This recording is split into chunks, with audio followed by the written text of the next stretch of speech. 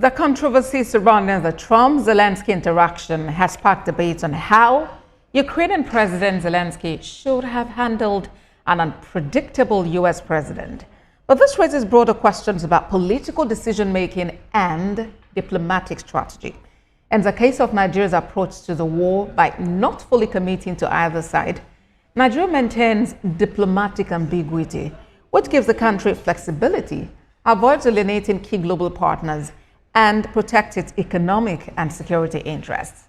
But while Nigeria's strategy may be considered pragmatic, it may need refinement to position itself as a mediator, advocating African interests while navigating the complexities of the global crisis. Well, let's talk some more about this. Global Affairs Analyst Nweke joins me now for more. Good to have you join us on World Now. Despite reported progress in talks for a 30-day ceasefire deal, Russia has continued what would call its pounding of Ukraine with a series of missile and drone attacks. What to take about this? Does it not negate the peace efforts?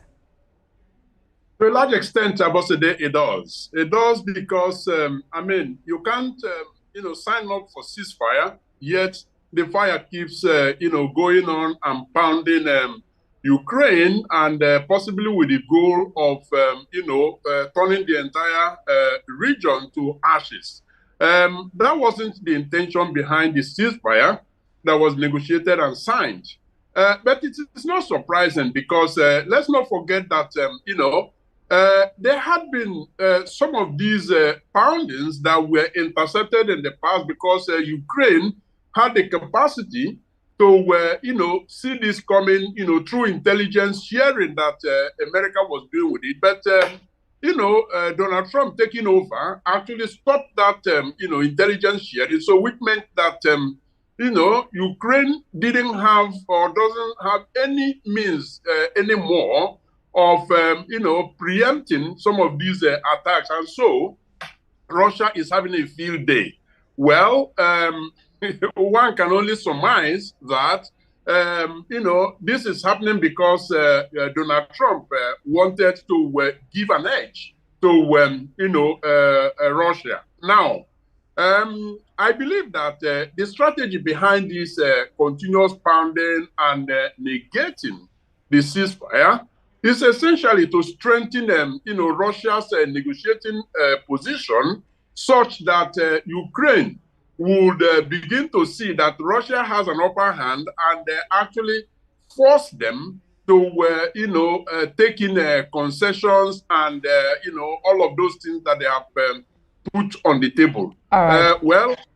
We hope that, America can halt this and other allies can help to halt this now. Well, that is the expectation. But looking at, the condition that Russia has laid out for a ceasefire to take place, it has no NATO membership for Ukraine, recognition of Russian territorial gains, and that no foreign troops should be allowed in Ukraine. How realistic are these demands, of Russia? On the face of it, they appear unrealistic. But you see, this is a negotiation. You have to have a starting point. And so, I don't think, very much could be made out of, those strong positions that, Russia has taken.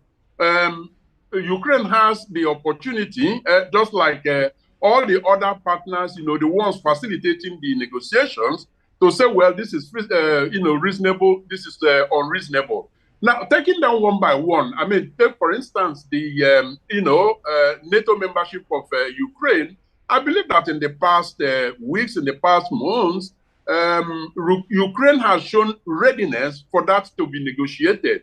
But other issues, for instance, Russia keeping Donbass, for instance, and other territories that they have gained, it's going to be very difficult for Ukraine to take that. And I think that, most analysts, security analysts, I'm not one of them, but listening to friends and colleagues who are in the security analysis space, it is being said that the reasonable thing to do is to throw that question to the people of the region, the places that Russia has conquered. in terms of a referendum to ask them, where do you want to belong? And whatever the people decide in such a referendum, should take, the course in terms of belonging to Russia or belonging to Ukraine. And other matters, I think the fine points, when they come to the negotiating table itself, all other fine points would have to be, negotiated. But one point is clear. Ukraine has got to have, security guarantees.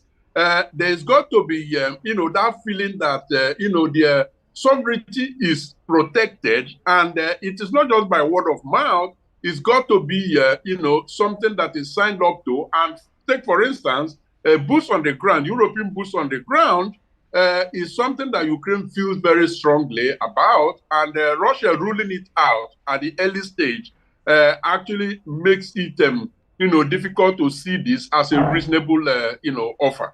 All right. Let's now talk about the stance of the world, now talk about countries of the world and their position on this war. You wrote a lengthy piece on the war, speaking about the doctrine of ambiguity and using your personal experience in Belgian politics. Tell us about this doctrine and the likely consequences for Nigeria towards the path of doctrine of ambiguity.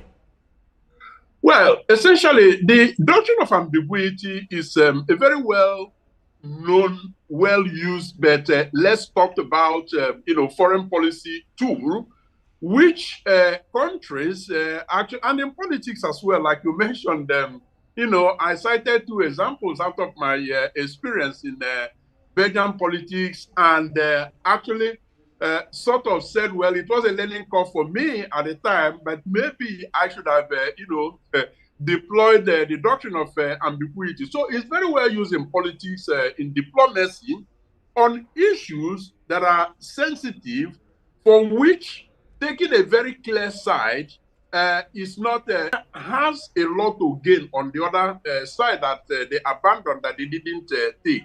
Hence, the decision for Nigeria, at least up until now, to actually maintain, that neutrality, hoping to rebuild the relationship with, the two sides when the time becomes right. Okay, but then you've called for refinement. We'll see how it plays out. Global Affairs Analyst Nweke, thank you very much for talking to us on World Now. Always a pleasure. Thank you for having me.